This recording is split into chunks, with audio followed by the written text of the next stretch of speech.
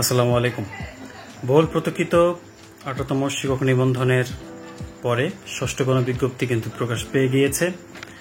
আপনারা অলরেডি হয়তো এর মেসেজ পেয়ে গিয়েছেন, আপনারা জানেন, নানা ওয়েবসাইটে কিন্তু দেখাচ্ছে। আমি সে বিষয়ে যাব না, আমি আজকে আলোচনা করব ষষ্ঠ গণবিজ্ঞপ্তিতে মূলত কোন কোন বিষয় উল্লেখ রয়েছে, কি কি বলা হয়েছে এখানে। চলুন আমরা শুরু করি।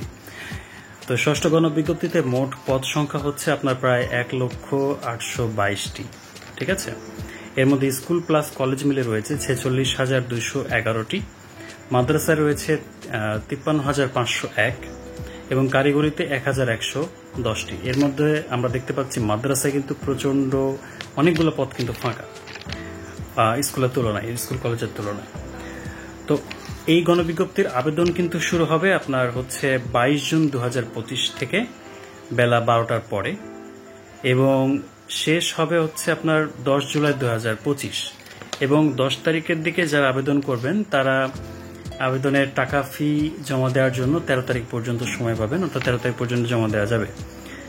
আর এখানে আবেদন করতে লাগবে 1,000 টাকা। আপনি স্কুল পর্যায়ে বা ওখানে লাগবে 1,000 এবং কলেজ পর্যায়ে লাগবেও 1,000।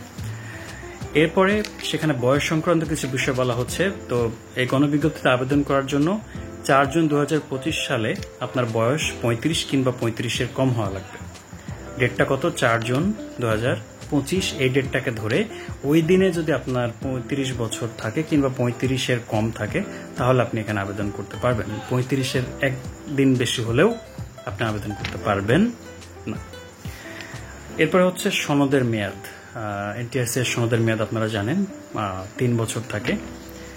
এরপর হচ্ছে আপনি গণবিজ্ঞপ্তি মোট 40টি প্রতিষ্ঠান কিন্তু চয়েস করতে পারবেন, সর্বোচ্চ 40। আপনি এক থেকে যদি চান যে আমি একটা প্রতিষ্ঠান চয়েস দেবো, হ্যাঁ দিতে পারবেন, আবার 40টা প্রতিষ্ঠান চয়েস দিতে পারবেন এখানে।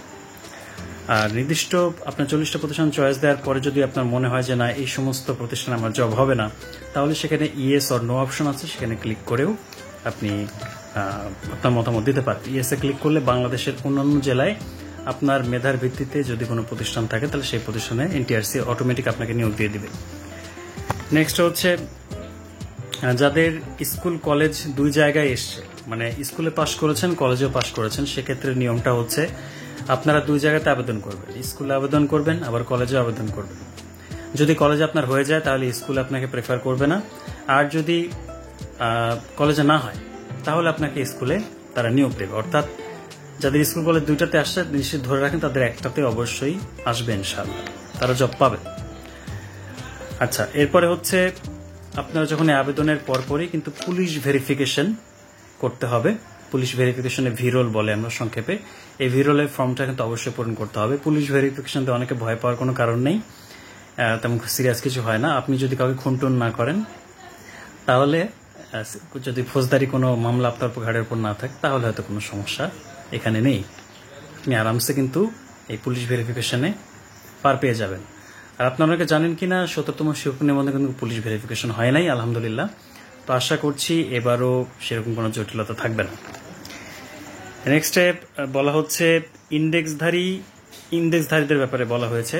ধরুন এই 17তমতে কেউ স্কুলে ঢুকেছে, চাকরি করছে, এখন সে যদি চায় যে স্কুল টু স্কুল, সে ধরেন কোনো একটা লোকাল স্কুলে জব করছে, এবার হয়তো আবার স্কুলে পরীক্ষা দিয়েছে এনটিআরসিতে, তার ভালো মার্ক পেয়েছে সে, তাহলে সেক্ষেত্রে সে যদি চায় স্কুল টু স্কুল আবার আবেদন করতে, যে আমি চাচ্ছি শহরের কোনো একটা স্কুলে আবার আবেদন করব, সেক্ষেত্রে সে কিন্তু এটা পারবে না।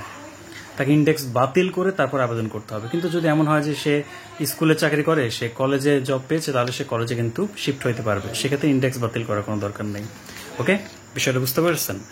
আচ্ছা, এরপরে হচ্ছে যে সকল মহিলা বিদ্যালয় বা বালিকা বিদ্যালয় রয়েছে, সে বালিকা বিদ্যালয়ের সহকারী শিক্ষিকা, শারীরিক শিক্ষার যে সমস্ত টিচারগুলো রয়েছেন তাদেরকে অবশ্যই নারী নিয়োগ করতে হবে, সেখানে পুরুষরা যেতে পারবেন না। আমি আবারও বলছি, বালিকা বিদ্যালয়ে সহকারী শিক্ষক শারীরিক শিক্ষা, সেখানে শুধুমাত্র মেয়েরা কিন্তু আবেদন করতে পারবে, ছেলেরা আবেদন করতে পারবে না। এক্ষেত্রে যদি কেউ ভুলভাল আবেদন করে বসেন তাহলে কিন্তু তার চাকরি থাকবে না। নেক্সট হচ্ছে ধর্মীয় শিক্ষক যারা রয়েছেন তাদেরকে নির্দিষ্ট ধর্মের অনুসারী হতে হবে। ধরেন ইসলাম শিক্ষা ফাঁকা আছে, কেউ যদি হিন্দু ধর্মের কোনো একজন মানুষ যদি ইসলাম শিক্ষা আবেদন করেন তাহলে কিন্তু সেটা হবে না।